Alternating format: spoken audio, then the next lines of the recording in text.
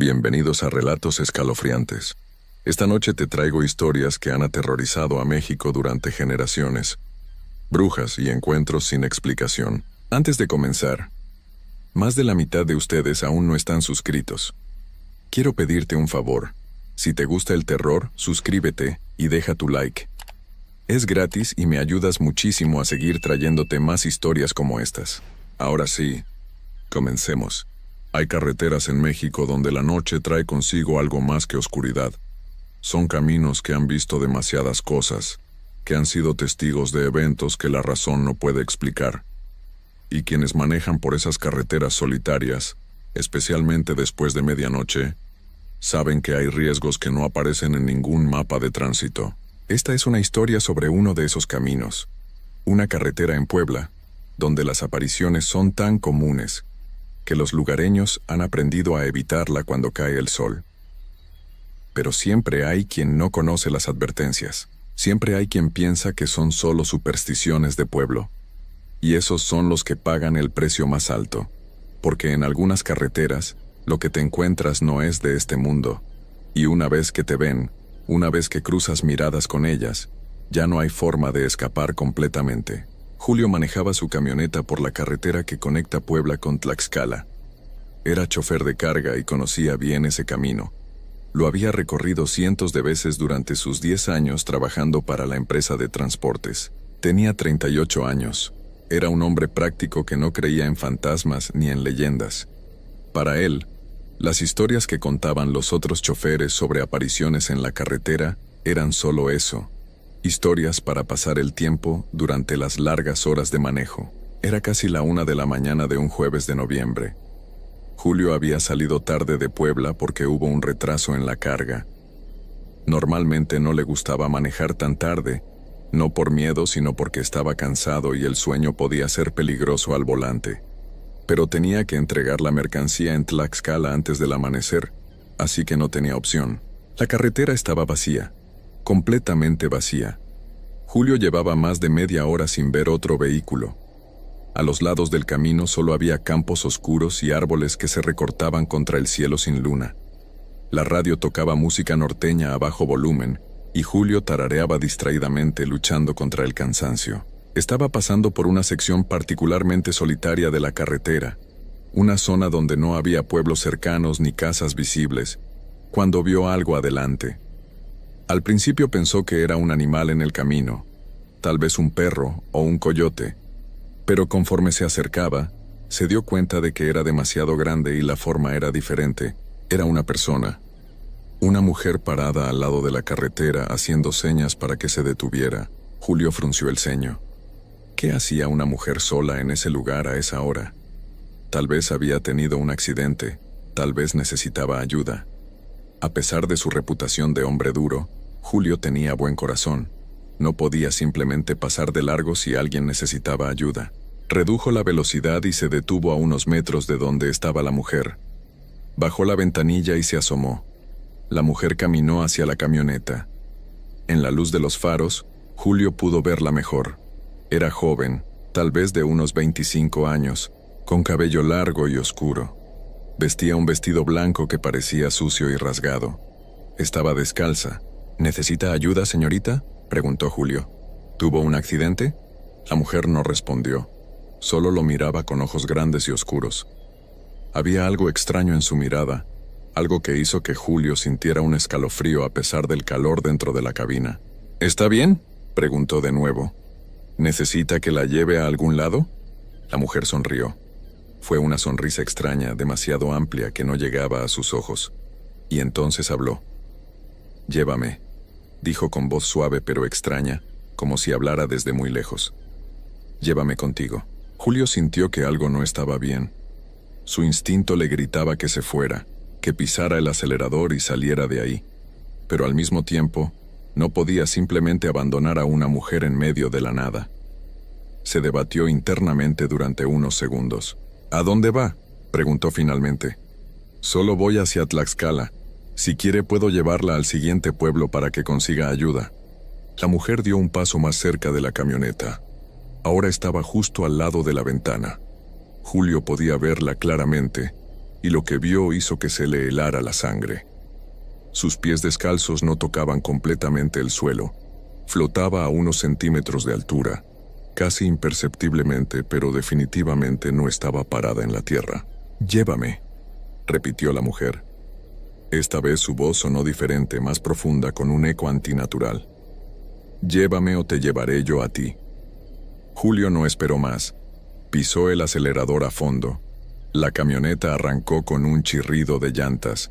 Por el espejo retrovisor vio a la mujer parada en medio de la carretera, todavía sonriendo, viéndolo alejarse. Pero no se quedó ahí. En un parpadeo, desapareció. El corazón de Julio latía como loco. Sus manos temblaban sobre el volante. ¿Qué había sido eso? ¿Una alucinación? ¿El cansancio jugándole trucos? Trató de convencerse de que había sido su imaginación, que había estado tan cansado que había visto cosas que no estaban ahí, pero entonces la vio de nuevo. Esta vez estaba más adelante en la carretera, en la misma posición, haciendo las mismas señas, como si nunca se hubiera movido del lugar donde la vio originalmente, como si el último minuto no hubiera pasado. Julio aceleró sin reducir la velocidad. Pasó al lado de la mujer sin mirarla, pero por el rabillo del ojo la vio girar la cabeza siguiendo el movimiento de la camioneta, esa sonrisa horrible todavía en su rostro. Y entonces ella apareció en el asiento del copiloto. Julio gritó y casi pierde el control de la camioneta. Giró bruscamente hacia la derecha antes de corregir. La mujer estaba sentada ahí, a menos de 1 metro de distancia, mirándolo con esos ojos oscuros y vacíos. «Te dije que me llevaras», dijo. Su boca se movía, pero la voz parecía venir de todas partes a la vez. «Ahora estoy aquí». Julio no podía pensar, no podía respirar. El terror más primitivo lo había invadido. Esta cosa, lo que fuera, estaba dentro de su camioneta. No había puerta que cerrar, no había forma de mantenerla afuera. «¿Qué quieres?», logró decir con voz temblorosa. «¿Qué eres?». La mujer inclinó la cabeza hacia un lado de una forma antinatural, como si su cuello no tuviera huesos. «Soy lo que buscas en la noche cuando manejas solo. Soy lo que todos los choferes temen pero nadie quiere admitir. Soy la que espera en las carreteras oscuras». Julio intentó mantener la vista en el camino, pero no podía evitar mirarla de reojo. Cada vez que lo hacía, ella parecía diferente. A veces era la mujer joven del vestido blanco. Otras veces su rostro se distorsionaba, mostrando algo más viejo, más horrible debajo de esa máscara humana. «¿Qué quieres de mí?», preguntó de nuevo. «Compañía», dijo la mujer. «Los que manejan solos por la noche me pertenecen. Son míos para tomar, para llevar, para quedar». «No», dijo Julio apretando el volante con tanta fuerza que los nudillos se le pusieron blancos. «No voy a ir a ningún lado contigo. Déjame en paz». La mujer rió. Fue un sonido horrible, como cristales rompiéndose mezclado con el llanto de un niño. «No puedes elegir. Ya te vi. Ya te marqué. Ahora me perteneces. Adelante». Julio vio las luces de un pueblo. Era San Martín Texmelucan. Todavía faltaba bastante para llegar a Tlaxcala, pero al menos habría gente, habría luces, habría testigos. Aceleró hacia esas luces como si fueran su salvación. La mujer lo notó. «La luz no te salvará», dijo. «Puedo ir donde quiera, cuando quiera. Las luces de los humanos no significan nada para mí». Pero conforme se acercaban al pueblo, conforme las primeras luces de los postes empezaron a iluminar el interior de la cabina, la mujer empezó a cambiar. Su imagen parpadeaba como una señal de televisión defectuosa. A veces estaba ahí, sólida y real. Otras veces era apenas una sombra, un borrón oscuro en el asiento. Julio entró al pueblo a toda velocidad. Condujo directamente hacia el centro, hacia donde había una gasolinera abierta las 24 horas. Cuando se detuvo bajo las luces brillantes de la estación, la mujer había desaparecido completamente. Julio se quedó sentado en la cabina, temblando, sudando, tratando de procesar lo que acababa de pasar. Miró a su alrededor. Todo parecía normal. La gasolinera, el empleado bostezando en la caja, un par de camiones estacionados. Realidad normal, cotidiana. ¿Había sido un sueño? ¿Se había quedado dormido al volante y había soñado todo? Pero no, se sentía demasiado real. Todavía podía sentir el terror helado en sus venas. Todavía podía escuchar esa voz horrible en sus oídos. Bajó de la camioneta con piernas temblorosas y fue al baño de la gasolinera. Se echó agua fría en la cara, tratando de calmarse. Cuando se miró en el espejo, casi grita de nuevo. Había una marca en su cuello, una marca roja como una quemadura en forma de mano. 5 dedos claramente visibles grabados en su piel. Ella lo había tocado. Realmente lo había marcado. Julio compró un café y se sentó en una mesa afuera de la tienda de la gasolinera, incapaz de volver a subir a la camioneta todavía. Otro chofer, un hombre mayor con gorra y chaleco reflectante, se sentó en la mesa de al lado fumando un cigarro. «Primera vez que te la encuentras, ¿verdad?», dijo el hombre sin mirarlo. Julio volteó sorprendido. «¿Qué?». El hombre señaló con el cigarro hacia el cuello de Julio. «La marca. Ella te marcó. Eso significa que te vio, que hablaste con ella. La mayoría no sobreviven al primer encuentro, pero algunos sí. Los que tienen suerte o los que ella decide dejar ir, por ahora». «¿Quién es ella?», preguntó Julio. «¿Qué es?». El hombre exhaló humo lentamente. «Nadie sabe exactamente. Algunos dicen que es una bruja que fue arrojada de su pueblo hace muchos años y que murió en esa carretera. Otros dicen que es un espíritu más viejo, algo que siempre ha estado ahí, esperando en la oscuridad. Lo que sí sé es que aparece en las noches, siempre en esa misma sección de carretera, y se lleva a los choferes que manejan solos». «¿Se los lleva a dónde?». El hombre se encogió de hombros. «Nadie lo sabe. Los que se los llevan nunca regresan. Sus camiones aparecen abandonados al lado del camino, a veces con las llaves todavía en el contacto, pero los choferes, desaparecidos, sin rastro». Julio sintió que se le revolvía el estómago. «¿Y los que sobreviven? ¿Los que ella deja ir?». El hombre lo miró directamente por primera vez. Sus ojos eran tristes, cansados. «Nunca se libran realmente. La marca significa que te eligió, y aunque te dejó ir esta vez, volverá. Cada vez que manejes por esa carretera de noche, ahí estará, esperándote, llamándote, y cada encuentro será peor que el anterior, hasta que finalmente te lleve». Julio sintió que se le helaba la sangre. «Tiene que haber una forma de detenerla, de romper la marca». El hombre negó con la cabeza. «Muchos lo han intentado. Amuletos, bendiciones, cambiar de trabajo, mudarse a otras ciudades. Nada funciona. La marca es para siempre. Ella te encontrará sin importar dónde estés». «¿Y tú?», preguntó Julio mirando al hombre. «¿Tú también?». El hombre se levantó el cuello de su camisa. Ahí en su cuello había una marca idéntica a la de Julio, pero la suya estaba más oscura, más profunda, como si hubiera sido quemada en la piel con hierro al rojo vivo. «Me marcó hace 5 años», dijo el hombre. «He tenido 17 encuentros desde entonces, cada uno peor que el anterior. Sé que pronto será el último. Sé que la próxima vez me llevará. Lo siento en los huesos». Julio no supo qué decir. Se quedaron en silencio durante varios minutos. 2 hombres marcados por la misma maldición, compartiendo el peso de un destino horrible. «A mi consejo», dijo finalmente el hombre apagando su cigarro, «es que disfrutes el tiempo que te queda. Pasa tiempo con tu familia. Haz las cosas que siempre quisiste hacer. Porque una vez que ella decide que es tu momento, no hay nada que nadie pueda hacer». El hombre se levantó y se alejó hacia su camión. Julio lo vio irse sintiendo un vacío profundo en el estómago. ¿Eso era lo que le esperaba? Años de terror, de encuentros cada vez peores, hasta que finalmente esa cosa lo reclamara. No podía aceptar eso. Tenía que haber una forma. Alguien tenía que saber cómo romper la maldición. Durante los siguientes días, Julio investigó. Habló con curanderos, visitó iglesias, consultó con brujos y gente que decía saber de estas cosas. Todos le dijeron variaciones de lo mismo. La marca de la bruja de la carretera era permanente. Una vez que te elegía, eras suyo. Pero algunos le dieron consejos para retrasar lo inevitable.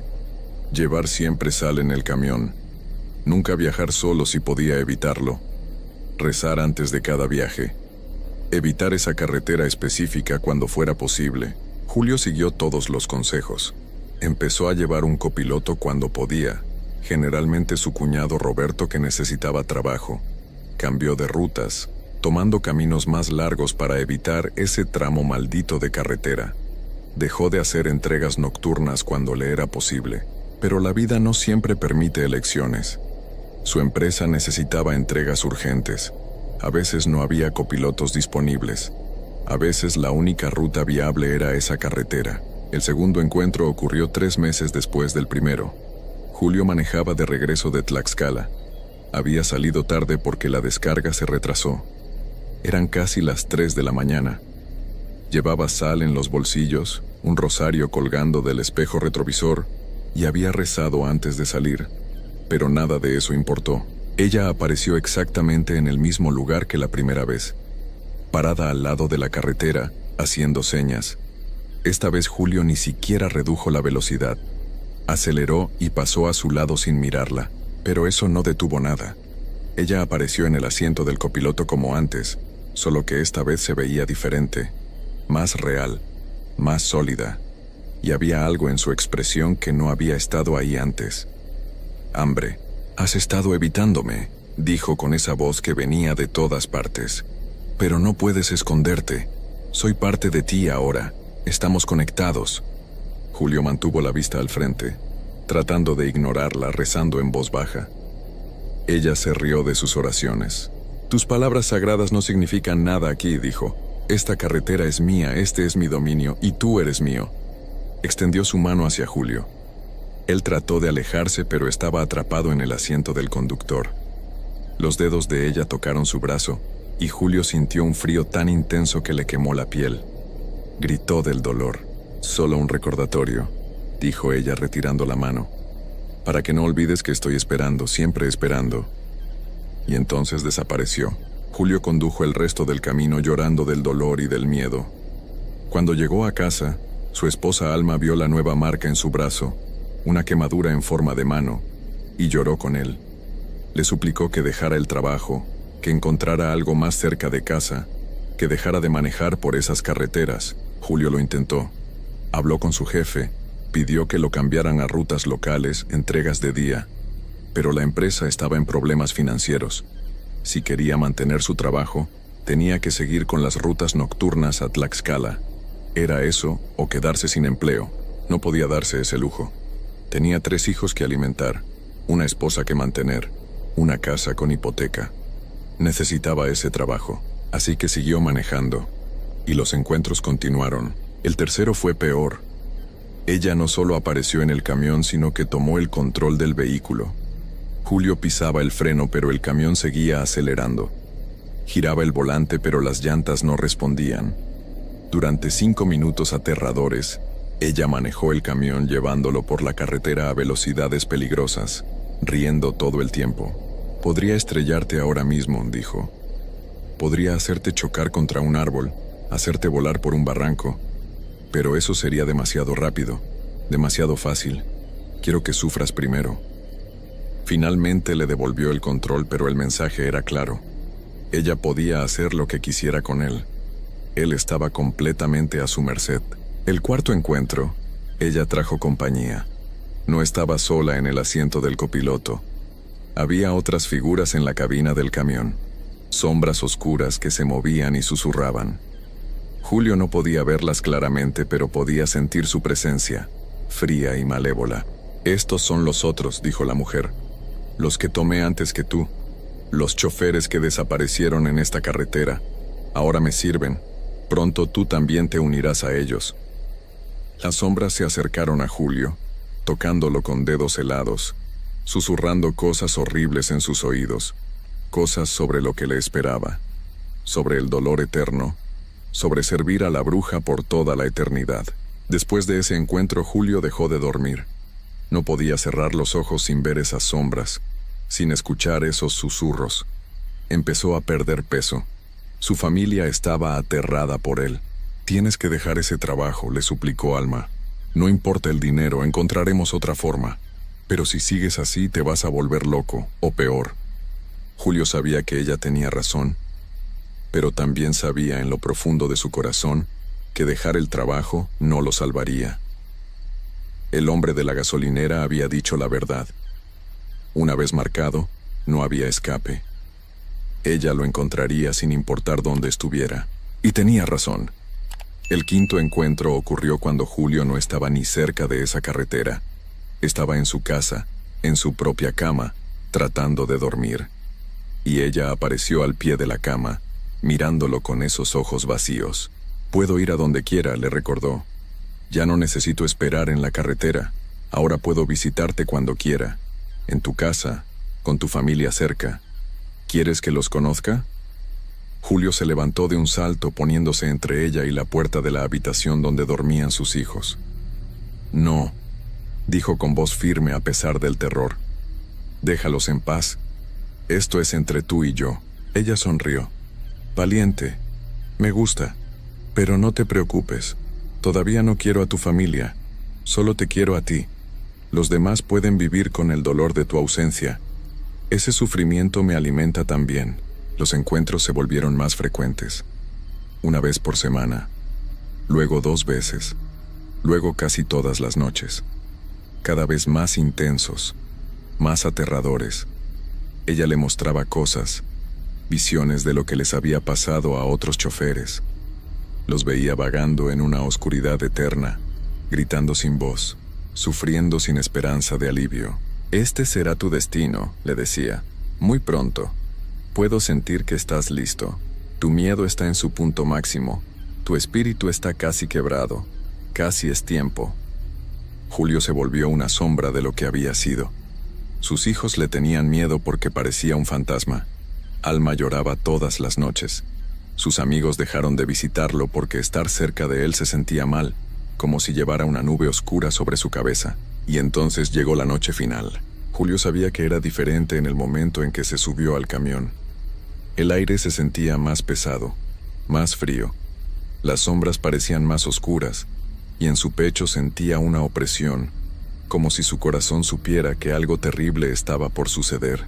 Manejaba por la misma carretera, llevando otra carga a Tlaxcala. Eran las 2 de la mañana. La radio no funcionaba, solo producía estática. Las luces del tablero parpadeaban aunque la batería estaba nueva. Cuando llegó al punto donde siempre aparecía ella, redujo la velocidad sin querer, como si el camión mismo supiera que debía detenerse ahí, y ahí estaba. Pero esta vez era diferente. No estaba sola. Había docenas de figuras paradas al lado de la carretera. Todos los choferes que había tomado a lo largo de los años, todos los hombres que habían desaparecido en esa maldita carretera. Julio detuvo el camión. No intentó huir. Sabía que era inútil. El momento había llegado. La bruja caminó hacia la camioneta. Las puertas se abrieron solas. Ella subió y se sentó en el asiento del copiloto. Esta vez su rostro no era el de una mujer joven. Era viejo, antiguo, con piel arrugada como corteza de árbol y ojos que brillaban con una luz amarillenta. «Es hora», dijo simplemente. «Lo sé», respondió Julio. Ya no tenía miedo. O tal vez estaba tan lleno de miedo que había pasado al otro lado, a un lugar de aceptación resignada. «Tus opciones son simples», dijo la bruja. «Vienes conmigo ahora, te unes a mis sirvientes y tu familia vive en paz. O resistes, y me llevaré a uno de tus hijos en tu lugar». Julio sintió que se le partía el corazón. «Por favor», susurró. «No a mis hijos. Ellos no tienen nada que ver con esto». «Entonces ven conmigo, ahora sin resistencia». Julio cerró los ojos. Pensó en Alma, en sus 3 hijos. Pensó en las vidas que vivirían sin él. Sería duro, doloroso, pero vivirían. Estarían a salvo. Eso era lo único que importaba. «Está bien», dijo abriendo los ojos. «Me iré contigo. Pero júrame que dejarás a mi familia en paz». La bruja sonrió. «Lo juro. Ellos nunca me verán. Nunca sabrán qué te pasó realmente. Solo sabrán que desapareciste». Julio asintió. Bajó del camión por última vez. Las otras figuras, los choferes perdidos, formaron un círculo alrededor de él. La bruja extendió su mano. Julio la tomó. Su toque era como hielo quemante. Sintió que algo se desgarraba dentro de él, como si su alma fuera arrancada de su cuerpo. El dolor era indescriptible. Lo último que vio antes de que todo se volviera oscuridad fue el amanecer comenzando a iluminar el horizonte, la luz llegando justo un momento demasiado tarde para salvarlo. A la mañana siguiente, encontraron el camión de Julio abandonado al lado de la carretera. Las llaves estaban en el contacto, la carga estaba intacta, la puerta del conductor estaba abierta. Pero Julio había desaparecido. La policía investigó. Buscaron por todas partes. Interrogaron a testigos, revisaron cámaras de tráfico, siguieron cada pista. No encontraron nada. Julio se había evaporado sin dejar rastro. Alma esperó un año antes de declararlo legalmente muerto. Sus hijos crecieron sin padre, siempre preguntándose qué le había pasado. La empresa de transportes cerró su caso como desaparición inexplicable, uno más en una larga lista de choferes que habían desaparecido en esa carretera. Pero los que conocen la verdad, los otros choferes que han sido marcados, saben qué le pasó a Julio.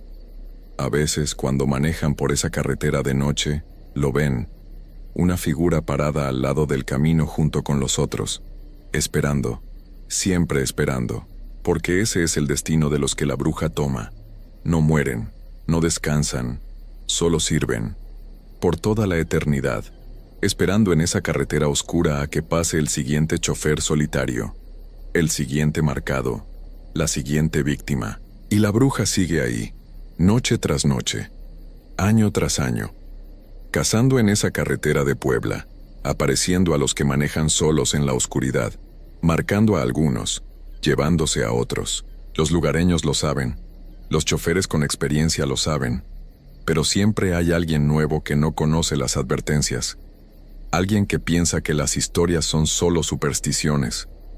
Alguien que maneja por esa carretera a altas horas de la noche, confiado en que nada malo puede pasar, y entonces la ven, parada al lado del camino, haciendo señas, sonriendo, y para cuando se dan cuenta de su error, ya es demasiado tarde.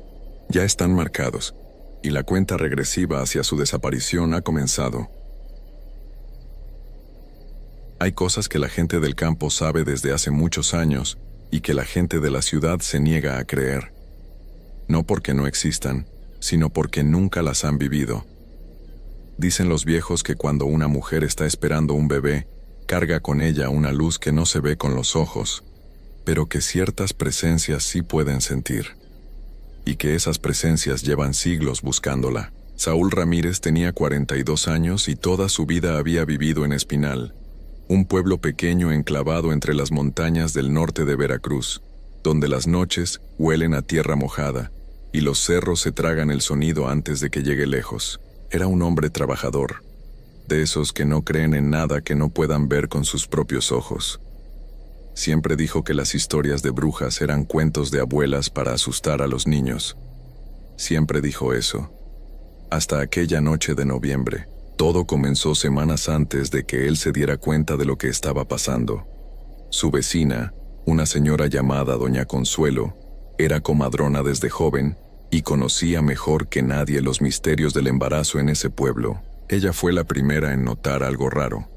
Le dijo a Saúl, casi en voz baja como si tuviera miedo de que alguien más la escuchara, que en los últimos meses habían pasado cosas muy extrañas con varias mujeres embarazadas del pueblo y de los ranchos cercanos. 3 mujeres, todas en sus últimos meses de embarazo, habían amanecido sintiéndose muy mal de un día para otro. No era un malestar normal del embarazo.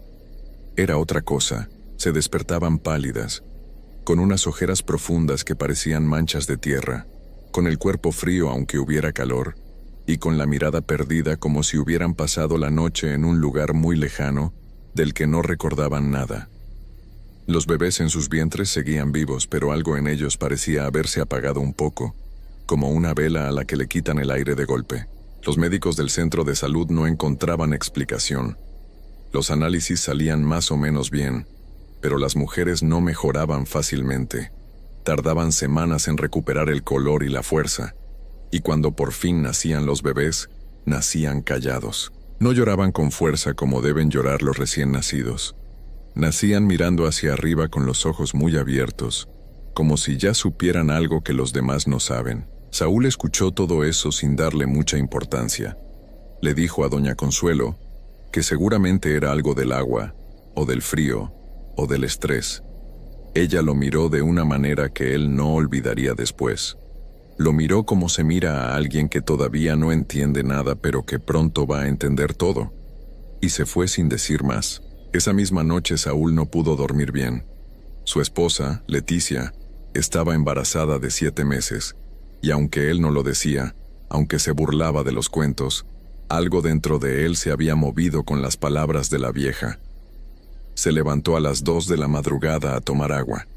Mientras cruzaba el pasillo oscuro hacia la cocina, escuchó algo en el techo. Al principio pensó que era un animal, gatos tal vez o algo más grande, pero el sonido no era de pasos ni de arañazos. Era un peso que se movía despacio, como algo que camina sin apuro, que conoce bien el lugar, que sabe exactamente dónde está parado. Y entre ese peso y ese silencio, Saúl escuchó otra cosa. Un sonido suave, casi como un ronroneo, como un susurro que viene de adentro de las paredes. Un sonido que no debería estar ahí a esa hora de la noche. Se quedó quieto en medio del pasillo. La oscuridad era completa. Y entonces, muy despacio, el sonido en el techo se detuvo. Justo encima del cuarto donde dormía Leticia, Saúl no se movió. Se quedó parado en ese pasillo oscuro con el vaso de agua en la mano y los pies fríos sobre el piso de cemento, escuchando. El peso sobre el techo no volvió a moverse, pero tampoco se fue. Era como si algo estuviera ahí parado, esperando también, como si supiera que él estaba despierto y lo estuviera mirando desde arriba a través de las láminas y el concreto. Después de varios minutos que se sintieron como horas, Saúl se obligó a caminar hacia el cuarto. Abrió la puerta despacio. Leticia dormía del lado derecho de la cama, con las manos sobre el vientre como siempre lo hacía. Él se acostó sin hacer ruido, y estuvo mirando el techo hasta que el cansancio lo venció. Antes de cerrar los ojos, le pareció escuchar, muy lejos, un sonido parecido al de un guajolote, pero distinto, más grave, como si viniera de un animal mucho más grande que cualquiera que hubiera visto. A la mañana siguiente, Leticia amaneció con los labios blancos y los ojos hundidos. Dijo que había dormido toda la noche, que no recordaba nada raro, pero cuando Saúl le tomó la mano, la sintió helada. Helada de una manera que no tenía sentido, porque la mañana era cálida y la cobija había estado encima de ella. Ese frío venía de adentro. Fue entonces cuando Saúl fue a buscar a doña Consuelo. La encontró en su patio sentada en una silla de madera, como si lo estuviera esperando. Cuando Saúl le contó lo del sonido en el techo y el frío en la mano de Leticia, la señora no se sorprendió. Cerró los ojos un momento y luego dijo algo que a Saúl se le quedó clavado en el pecho para siempre. Dijo: «Ya llegaron». Doña Consuelo le explicó entonces lo que ella había sabido desde niña, lo que su propia abuela le había contado, y lo que con los años ella misma había visto con sus ojos. Dijo que en esa región, desde tiempos muy viejos, existían mujeres que habían hecho un trato. No dijo con quién.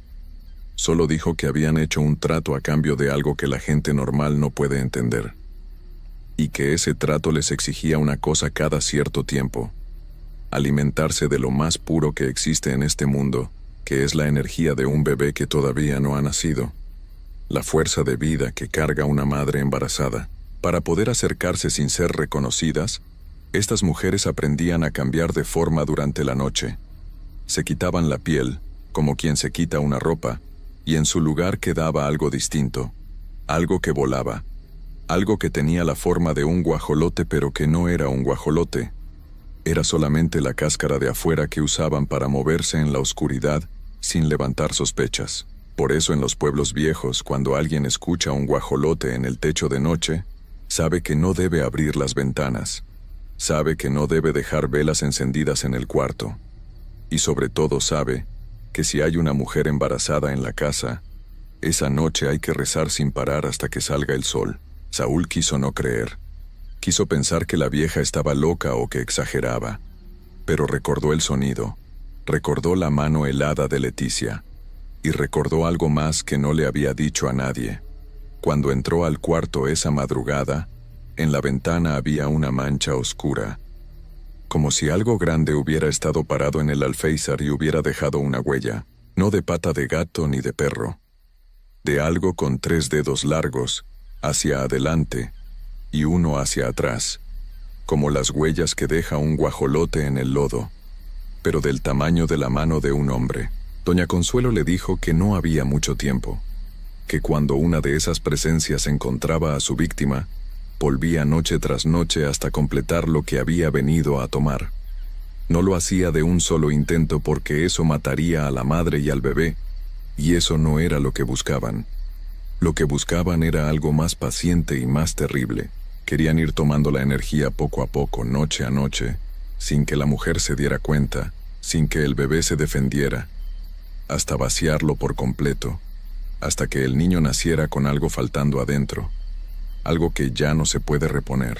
Esa tarde, Saúl fue a la ferretería y compró lo que doña Consuelo le indicó: tijeras de metal, que debían quedar abiertas en forma de cruz bajo la cama, ramas de ruda que había que colgar en cada ventana, y una aguja de coser que debía clavarse en el marco de la puerta del cuarto, justo a la altura del corazón.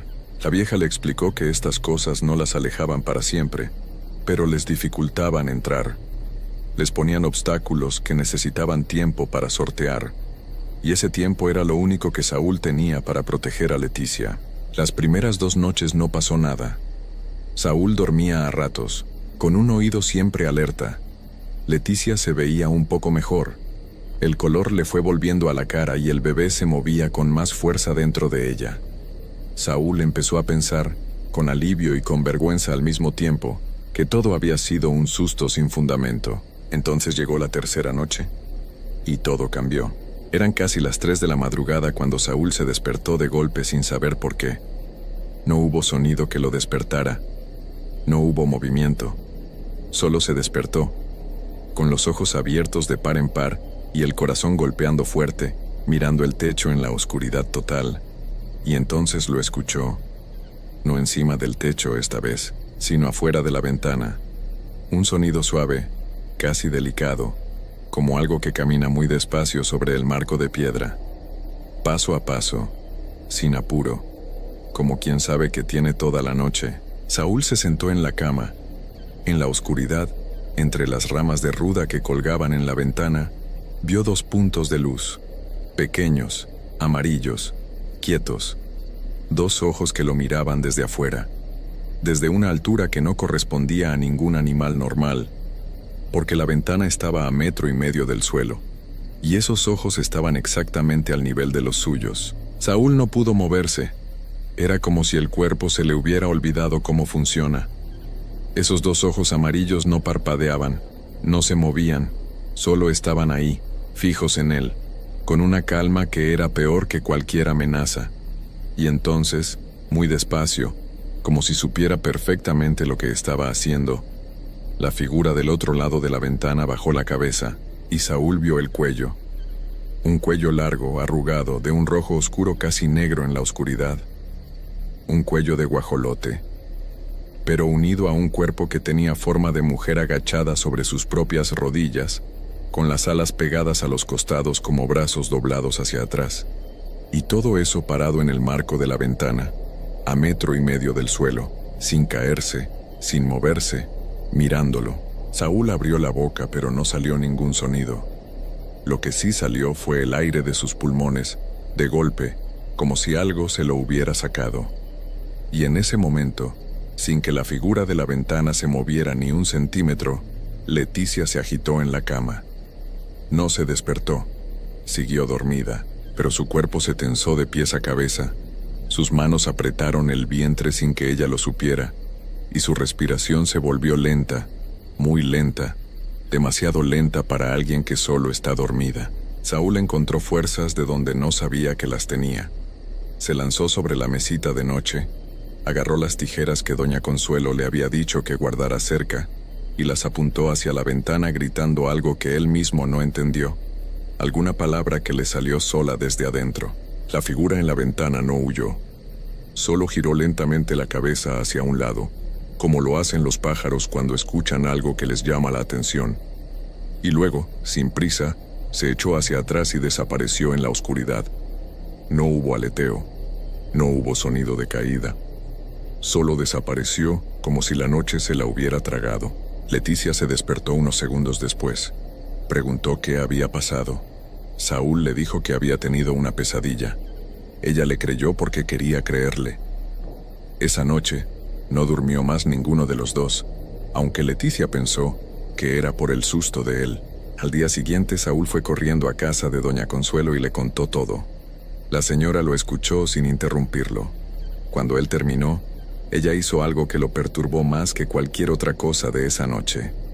Cerró los ojos, movió los labios en silencio durante un momento, y luego dijo con una voz muy quieta que la cosa ya había entrado. No a la casa, porque las tijeras y la ruda se lo habían impedido del todo, pero sí había entrado lo suficiente. Había puesto algo en el aire del cuarto. Había alcanzado a tocar el borde de lo que cargaba Leticia, y eso, dijo doña Consuelo, ya era suficiente para ellas. Saúl le preguntó qué quería decir con eso. La vieja tardó en responder. Luego explicó que estas presencias no necesitaban estar dentro de la casa para seguir tomando. Una vez que habían tocado, aunque fuera el borde de esa energía, podían continuar desde lejos, noche a noche, sin que nadie las viera ni las escuchara, como quien mete un hilo por debajo de la puerta y desde afuera va jalando despacio. Nadie adentro siente el jaloneo, solo notan que algo se va vaciando. Doña Consuelo le dijo que había cosas que se podían intentar. Limpias, rezos, llamar a alguien que supiera más que ella. Pero también le dijo algo más. Con esa honestidad dura que tienen las personas viejas que ya han visto demasiado, le dijo que cuando ya habían tocado a alguien, rara vez lo soltaban antes de terminar, que podía uno pelear, sí, que valía la pena pelear, pero que esas cosas eran muy viejas y muy pacientes, y que el tiempo siempre jugaba a su favor. Las semanas que siguieron fueron las más largas de la vida de Saúl. Hizo todo lo que doña Consuelo le indicó. Trajeron a una señora de un rancho lejano que hizo una limpia larga y silenciosa, con huevo y ruda y copal, mientras murmuraba cosas que Saúl no entendió. Leticia participó sin saber bien por qué, confiando en que era algo tradicional para el embarazo. Parecía que funcionaba, parecía que Leticia estaba mejor, pero Saúl notaba algo que no le decía a nadie porque no sabía cómo ponerlo en palabras. Notaba que el bebé se movía menos. No que hubiera dejado de moverse, porque el médico revisaba y decía que el corazón latía bien y que el peso estaba dentro de lo normal. Pero Saúl conocía esos movimientos. Llevaba meses poniendo la mano en el vientre de Leticia y aprendiendo los ritmos de ese niño que todavía no nacía. Y algo en esos ritmos había cambiado. Eran más suaves, más lentos, como si el niño estuviera ahorrando fuerzas, como si supiera que algo le faltaba y estuviera tratando de administrar lo que le quedaba. El niño nació una madrugada de enero. El parto fue tranquilo, sin complicaciones. Leticia estaba agotada pero bien, y el bebé nació vivo, con todos los dedos y todos los rasgos en su lugar, pero nació en silencio. No lloró, abrió los ojos de inmediato, unos ojos oscuros y muy atentos, y se quedó mirando hacia arriba con una seriedad que no corresponde a un recién nacido. La enfermera dijo que algunos bebés son así, que no todos lloran fuerte, que no había de qué preocuparse. Saúl lo cargó. Sintió el peso pequeño de su hijo en los brazos. Lo miró a la cara, y el bebé lo miró de vuelta, con esos ojos oscuros, quietos, demasiado quietos. Y Saúl supo, con esa certeza que no se explica pero que no engaña, que algo en ese mirar estaba incompleto, como un cuarto al que le falta una ventana, como una canción a la que le falta una nota. Estaba todo pero faltaba algo que se habían llevado noche a noche, poco a poco, sin que nadie pudiera impedirlo del todo. Doña Consuelo fue a ver al niño 3 días después. Lo cargó un momento, le vio los ojos, le tocó la frente con los dedos. No dijo nada. Le devolvió el bebé a Leticia con una sonrisa tranquila para no asustarla. Pero cuando salió al patio con Saúl, le dijo en voz baja que el niño iba a vivir, que iba a crecer, que no había razón para alarmarse. Pero también le dijo que lo que le habían quitado no iba a volver, que esas cosas que se llevan antes de nacer no se recuperan después, que el niño iba a ser una persona, sí, pero que siempre iba a cargar con ese lugar vacío adentro, y que él mismo nunca iba a saber por qué. Saúl nunca le contó nada de esto a Leticia. Ella nunca supo lo de los ojos en la ventana, ni lo de las huellas en el alféizar, ni lo que doña Consuelo le dijo sobre el niño. Siguió siendo una madre feliz, convencida de que su hijo era completamente sano. Y en muchos sentidos lo era. Creció, habló, caminó, fue a la escuela, pero había algo en él que la gente notaba sin poder nombrarlo. Una distancia, una calma demasiado profunda para su edad, una forma de mirar el mundo como desde lejos, como si estuviera siempre del otro lado de un vidrio. Saúl aprendió a vivir con eso, o más bien, aprendió a cargar con eso que es diferente, porque vivir con algo implica que uno se acostumbra, y él nunca se acostumbró. Cada vez que miraba a su hijo a los ojos y encontraba ese vacío quieto y sin fondo, recordaba aquella madrugada, recordaba los 2 puntos amarillos en la ventana, recordaba el cuello rojo y largo, y recordaba sobre todo la voz de doña Consuelo diciéndole que esas cosas eran muy viejas y muy pacientes, y que el tiempo siempre jugaba a su favor. Y la cosa era que tenía razón, porque en el pueblo de Espinal y en los ranchos de alrededor, las mujeres embarazadas seguían amaneciendo pálidas de vez en cuando, seguían naciendo bebés en silencio, y en las noches cerradas de noviembre, cuando el viento bajaba de los cerros y apagaba las últimas luces, todavía se podía escuchar, si uno ponía atención y tenía la mala suerte de estar despierto, ese sonido que no es de gato ni de perro, ni de ningún animal que uno quisiera ver. Ese sonido que viene del techo, ese peso que camina despacio, sin apuro, como quien sabe que tiene toda la noche, como quien sabe que ya ganó. Y así termina el testimonio de Saúl Ramírez, sin héroes, sin rescate, sin que nadie pague por lo que hizo. Solo un hombre que sabe lo que sabe, un niño que crece con algo que le falta adentro, y unas presencias que siguen ahí, en los techos de Espinal, esperando la próxima noche de noviembre.